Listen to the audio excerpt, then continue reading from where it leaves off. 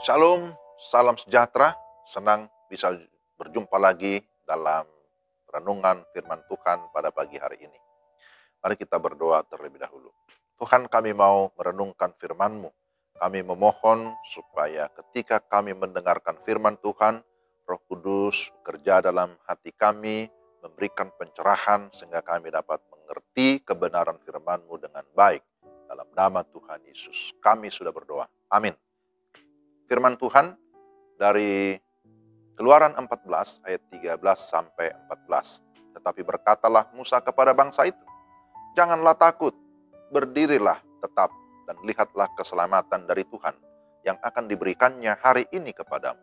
Sebab orang Mesir yang kamu lihat hari ini tidak akan kamu lihat lagi untuk selama-lamanya. Tuhan akan berperang untuk kamu dan kamu akan diam saja. Renungan kita saya beri tema situasi sulit, jangan takut. Saudara-saudara, ada kalimat yang pasti pernah saudara dengar, maju kena, mundur kena. Itulah keadaan yang dihadapi orang yang mengalami kesulitan. Sulit oleh karena berbagai pergumulan hidup, bisa saja karena menghadapi tekanan, intimidasi, musuh, sakit penyakit yang tidak kunjung sembuh, atau masalah finansial, masalah pekerjaan, masalah keluarga, itu berbagai kesulitan yang diperhadapkan kepada banyak orang. Serba salah dan juga rasanya kok serba susah. Tidak melakukan tindakan apapun, ya situasi bertambah buruk. Tetapi kadang melakukan suatu tindakan pun belum tentu membuat situasi menjadi lebih baik. Namun perhatikan bahwa situasi sulit adalah salah satu bagian dari kehidupan manusia yang berada di bawah kedaulatannya Tuhan. Pertanyaannya, mengapa Tuhan mengizinkan umatnya berada dalam situasi yang sulit?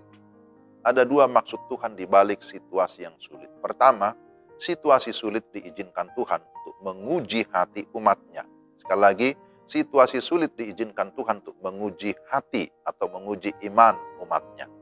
Orang Israel dalam konteks bacaan kita berada dalam perjalanan ketika mereka sudah diberikan izin atau dibebaskan dari Mesir, tetapi mereka menghadapi situasi yang sulit. Baru saja mereka keluar, sudah diperhadapkan dengan situasi yang sulit, maju kena, mundur kena.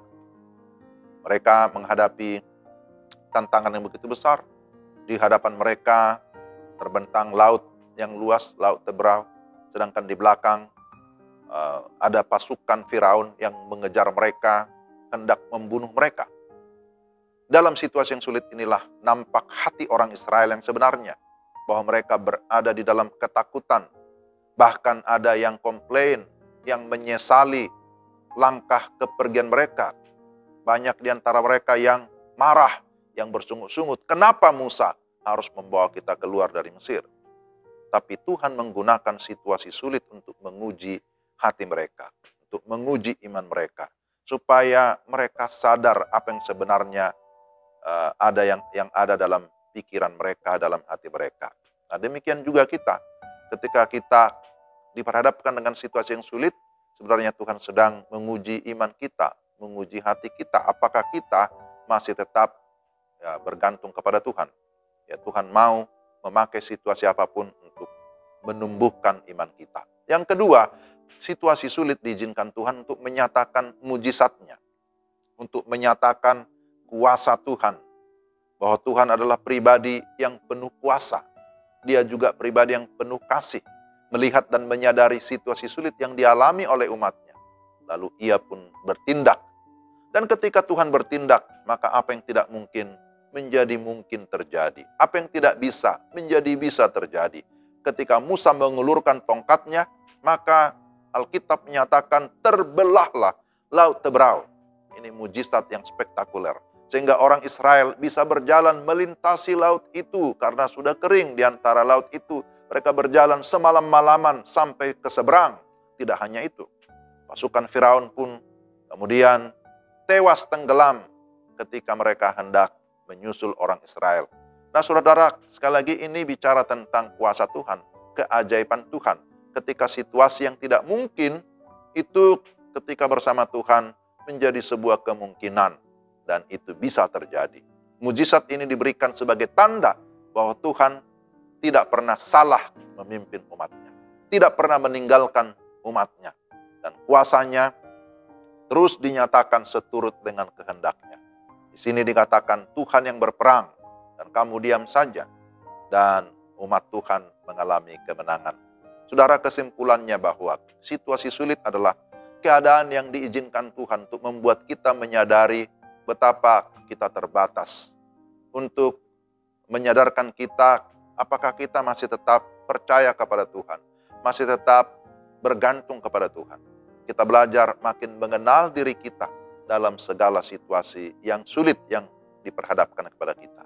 Pengenalan diri tersebut itu menjadi modal utama untuk kita bisa terus maju. Untuk kita terus bertumbuh di dalam Tuhan.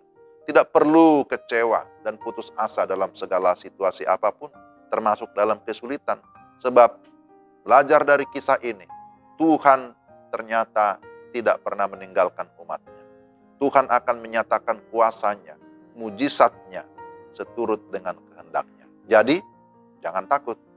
Mari kita berdoa. Tuhan, terima kasih untuk firman-Mu yang kembali mengingatkan dan meneguhkan kami bahwa Tuhan kami adalah Tuhan yang maha kuasa, yang maha kasih, yang tidak pernah membiarkan kami, ya umat Tuhan sendirian. Tetapi Tuhan terus menyatakan kuasa Tuhan bekerja, sehingga kami bisa sampai saat ini melakukan segala aktivitas.